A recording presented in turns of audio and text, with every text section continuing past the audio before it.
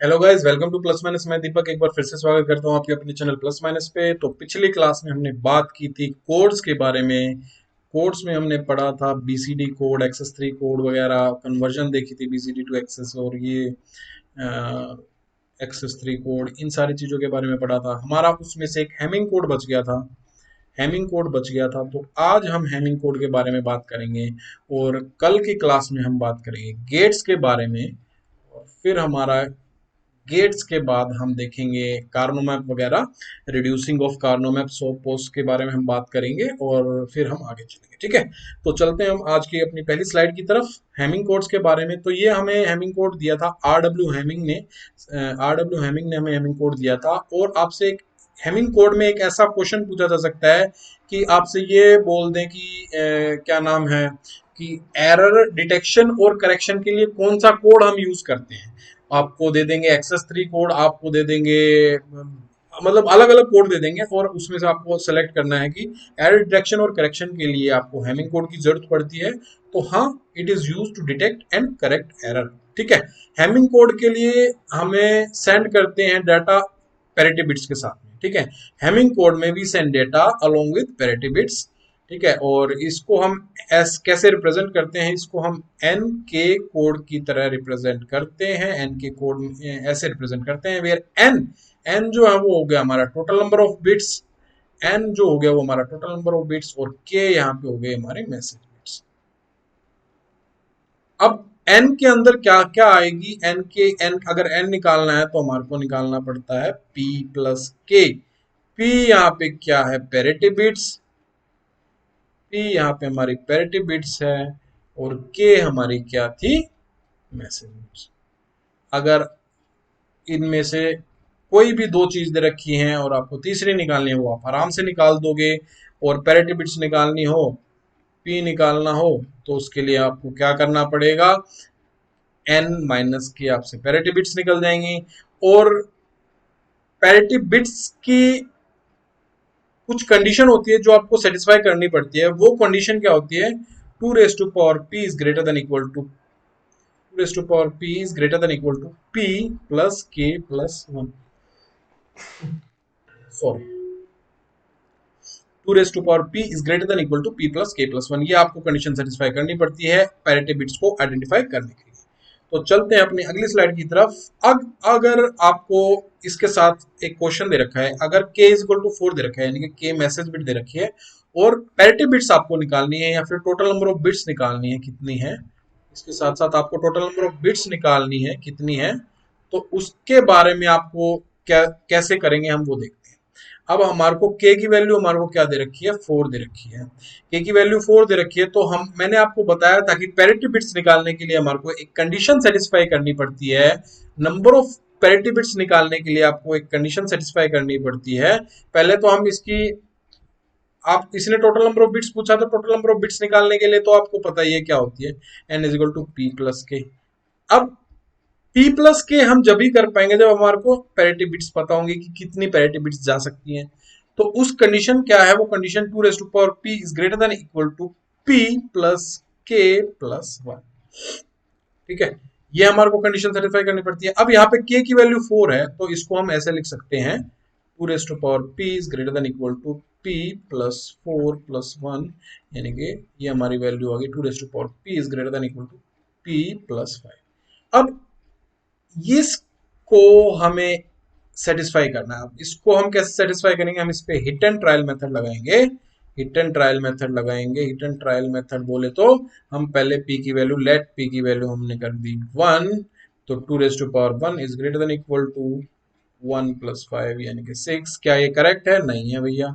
अब हमने p की वैल्यू हमने यहाँ पे रख दी 2, two raise to power 2 is greater than equal to 2 plus 5, यानी कि 4 is greater than equal to 7। क्या ये करेक्ट है, नहीं, करेक्ट नहीं है।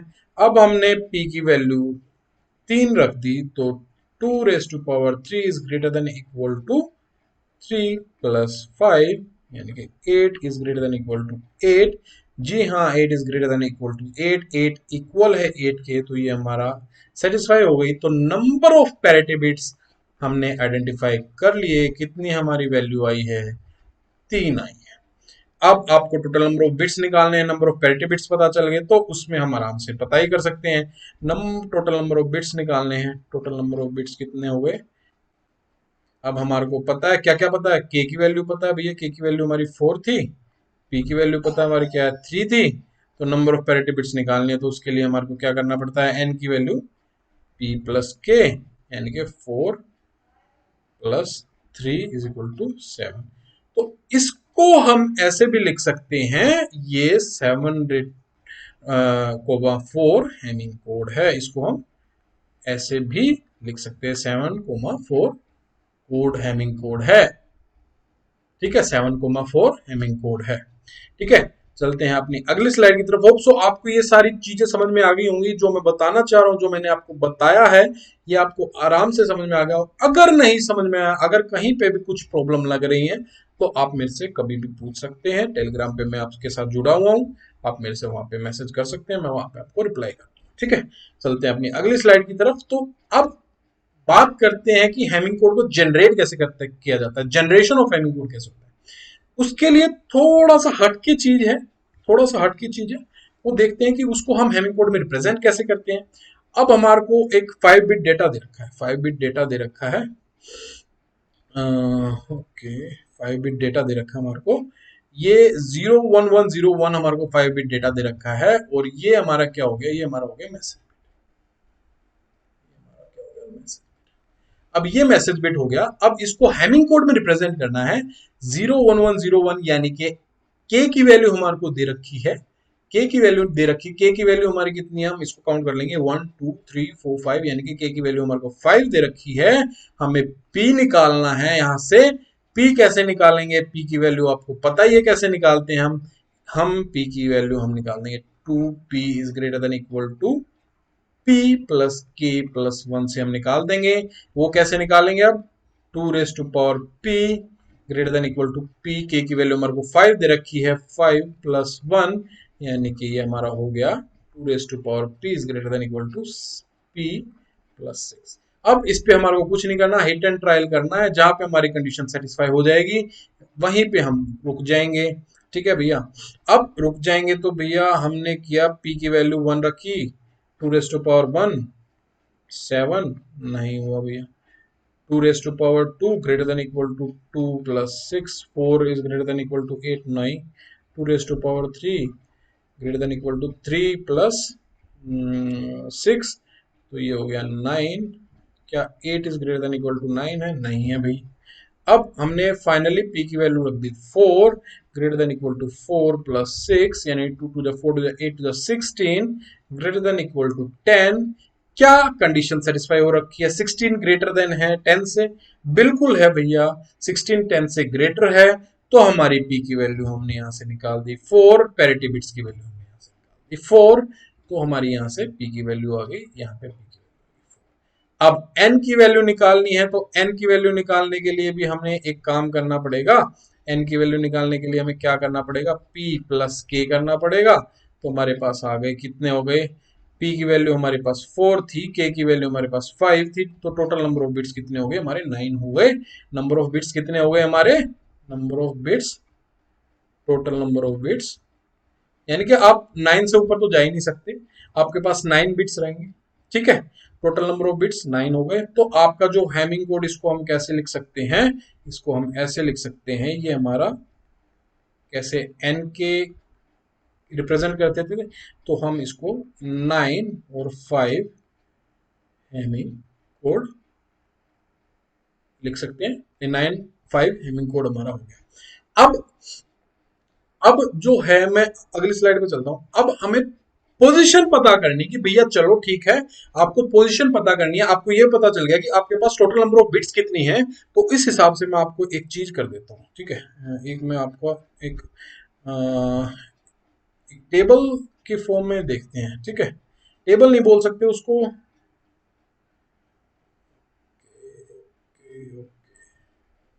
ले लेते हैं। तो एक हम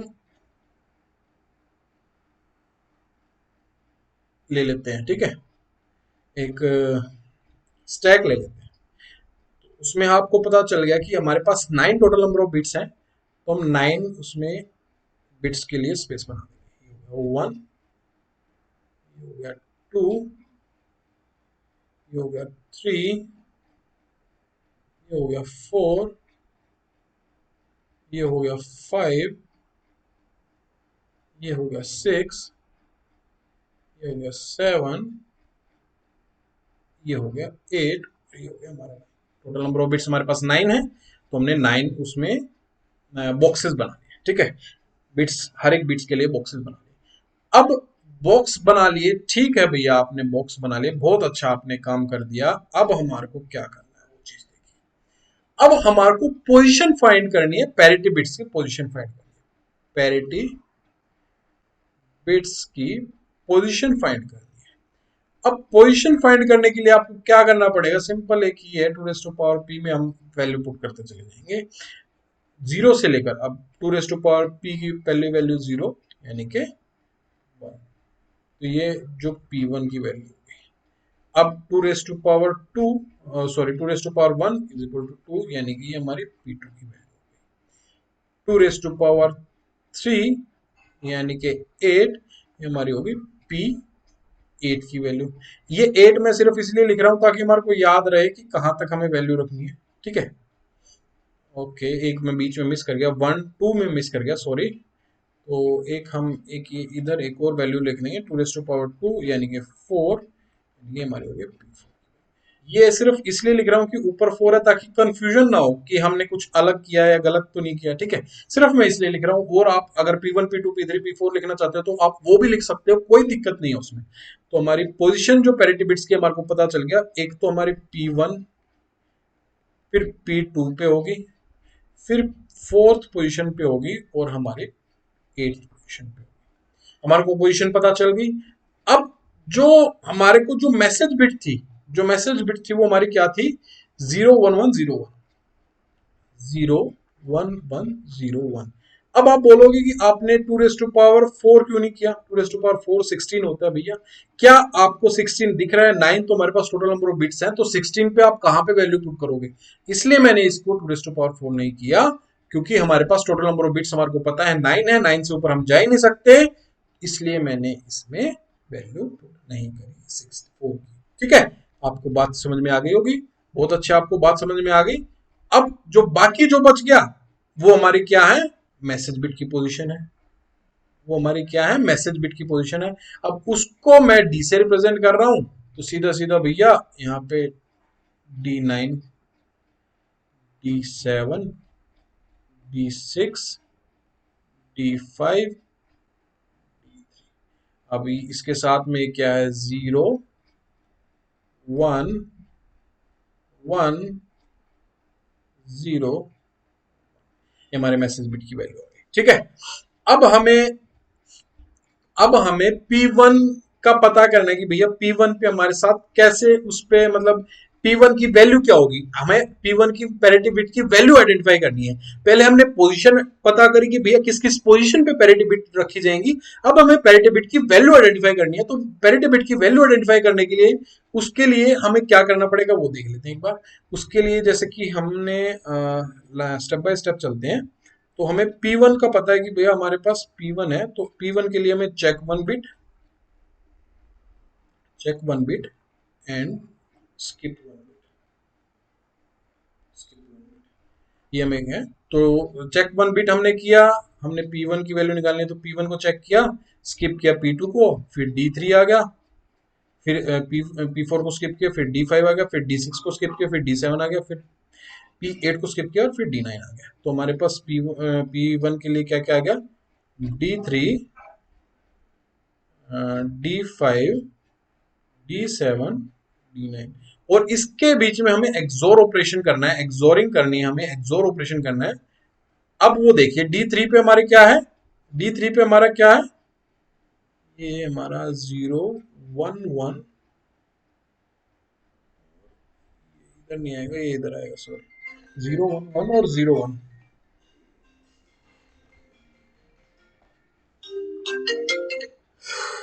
तो 0 1 1 0 1, तो इसके लिए हमारे को D3 की वैल्यू देखनी है। D3 पे हमारे पास 1 है, हमारे पास 1 है, एक्सोर ऑपरेशन कर रहे हैं, फिर D5 पे हमारे पास 0 है, फिर एक्सोर ऑपरेशन कर रहे हैं, फिर D7 पे हमारे पास 1 है, फिर एक्सोर ऑपरेशन कर रहे हैं, और फिर D9 पे हमारे पास 0 है।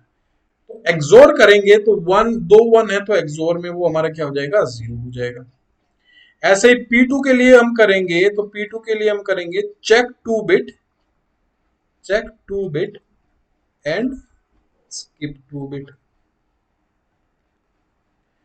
Bits.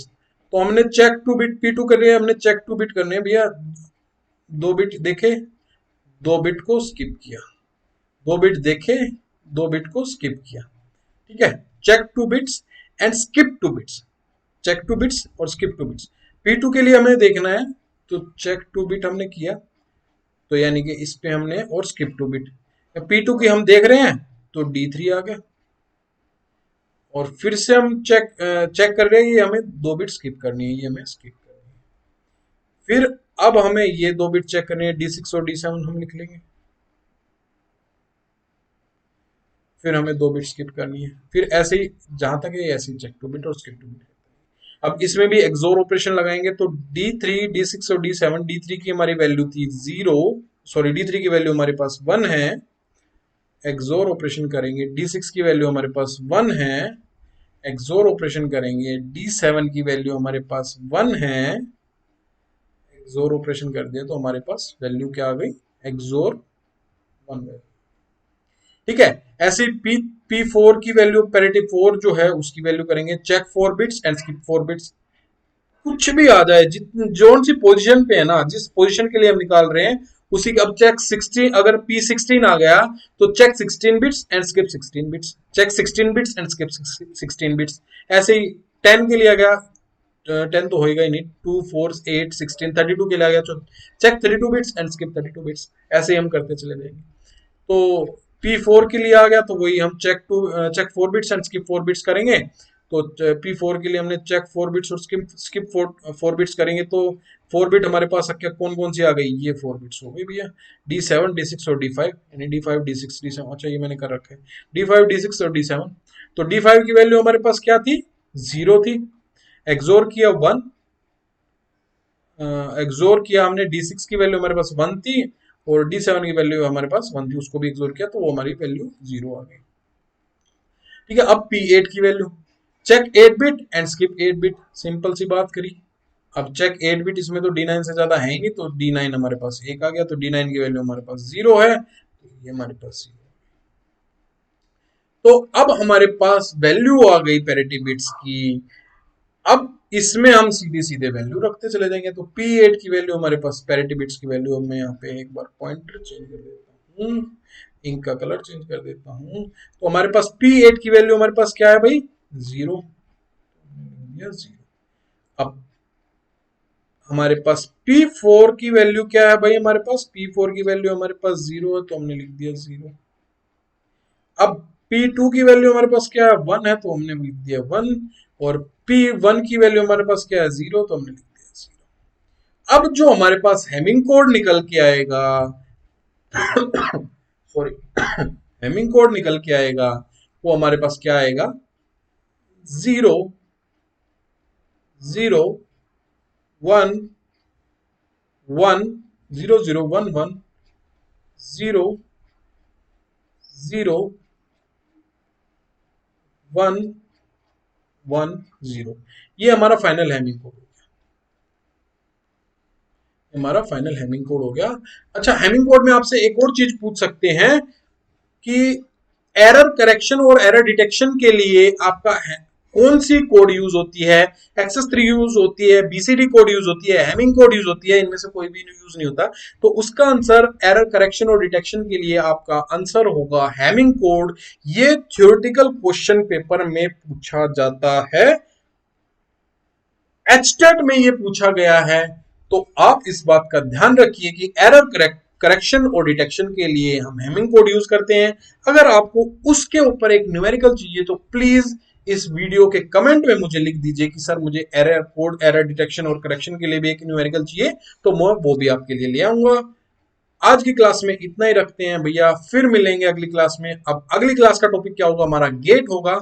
Till then, take care. Bye bye. See you in the next class.